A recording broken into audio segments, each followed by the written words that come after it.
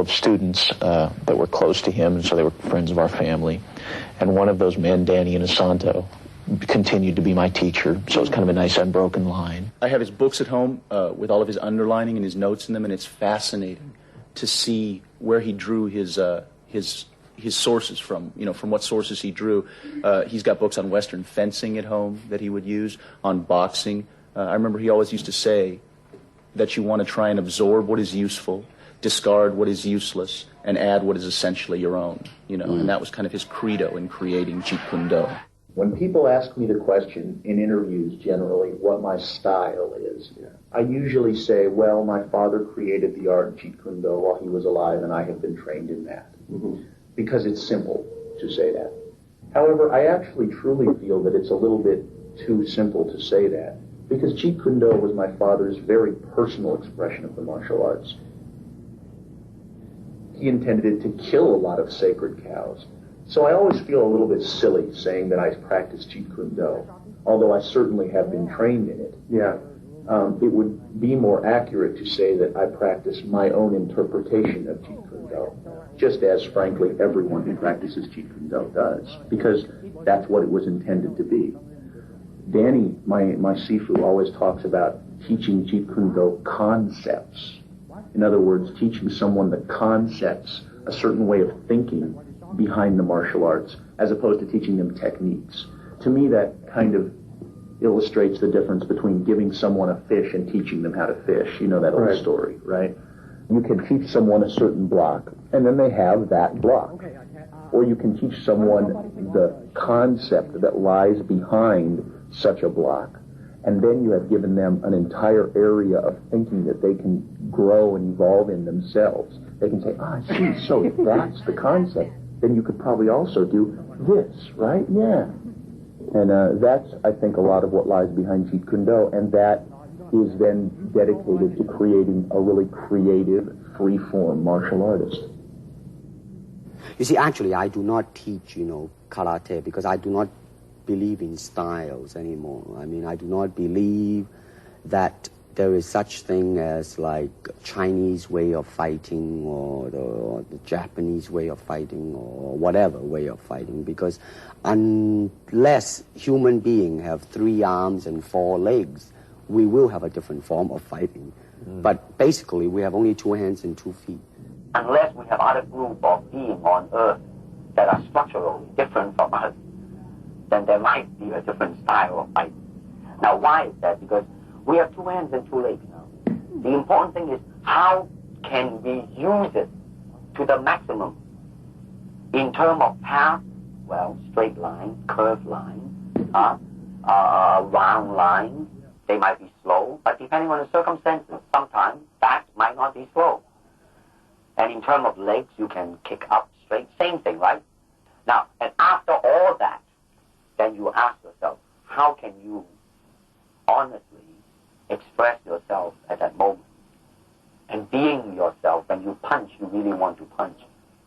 Not you want to punch because trying to avoid not getting hit, but to really be in with it and express yourself. Now that is to me the most important thing, and that is how can I, in the process of learning how to use my body, to understand myself. Now, the unfortunate thing is, now there's boxing, which uses hands, judo, which is throwing. Now, I'm not putting them down, mind you, but I'm saying one thing that is a bad thing, and that is, because of styles, people are separated. They are not united together, because styles became law, man. But the original founder of the style started out with hypotheses. But now it has become the gospel truth. And people that go into it, man, became the product of that. It doesn't matter how you are, who you are, how you are structured, how you are built, how you are made. It doesn't matter. You just go in there and be that product. And that, to me, is not right. So styles tends to not only separate men, because they have their own doctrines, and then the doctrine became the gospel truth, that you cannot change, But if you do not have styles, if you just say, well, here I am, you know, as a human being, how can I express myself totally and completely? Now, that way, you won't create a style, because style is a crystallization, you know. I mean, that way, it's a process of continuing growth. First, we use the feet. And then we use the elbow. In fighting, there is a finger jab, there is a punch, there is the back fist, and the thigh kick. It depends on where you hit and what weapon you will be using. I can use my longest weapon, my thigh kick, against the nearest target, your kneecap. This can be compared to your left jab in boxing, except it's much more damaging. You name it, man, we use it all. You have to, you see, because, I mean, that is the expression of the human body. I mean, everything, I mean, you know, not just the hand. And when you're talking about combat, well, I mean, if it is a sport, now you're talking about something else. You have regulations, you have rules. But when you're talking about fighting as it is, no rules. With no rules, not real fighting, well, then, baby, you better train every part of your body. A good martial artist is like water. Why? Because water is insubstantial. By that I mean you cannot grasp hold of it. You cannot punch it and hurt it. So be soft like water and flexible. Be formless, shapeless, like water. Now you put water into a cup, it becomes the cup. You put water into a bottle, it becomes the bottle. You put it in a teapot, it becomes the teapot. Now water can flow or it can crash. Be water, my friend.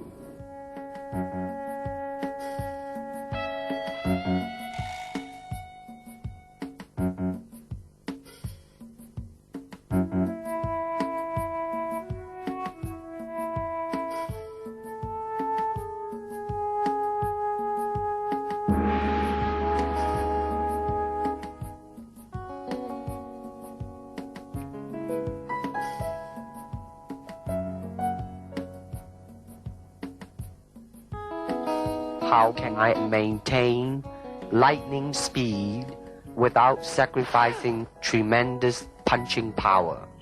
I believe I found the cause of my ignorance. You'll see a Jeet Kune Do punch is very scientific and practical, especially in street situations.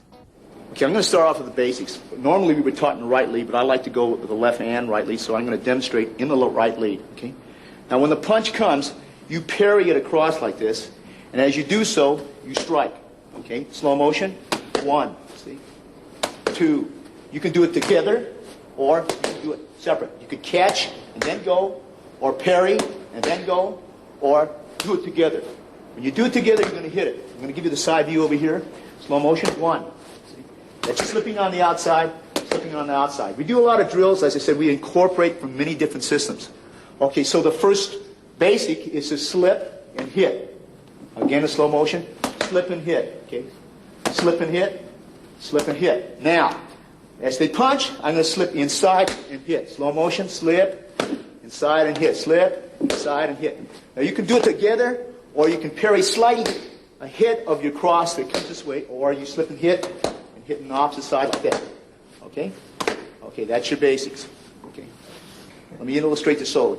As the focus glove comes out from your trainer, I want you to slip, cross, hook, cross. Slow again. Parry, cross, hook, cross. These are the basic drills that we were taught to follow up. Which they can be found in Western boxing. They can be found in Filipino boxing. This one here, when you slip, you cross, you hook, you cross. However, you can slip first, then hook, then cross, then hook. Again, slip, hook, cross, hook. We can also, when they jab, parry this hand, cross it here. When they move back, you cross, you hook, you cross. Again, slip, cross, cross, hook, cross. Again, slip, cross, hook, cross. Last time. Slip, okay, cross, hook, cross. Okay, that's your basics. That was just an arm movement. Watch now. You see? There was only arm and shoulders. Shoulder was kind of tense too. Now, definitely, it's a 10 still. Later on, you will, check the different. Now, the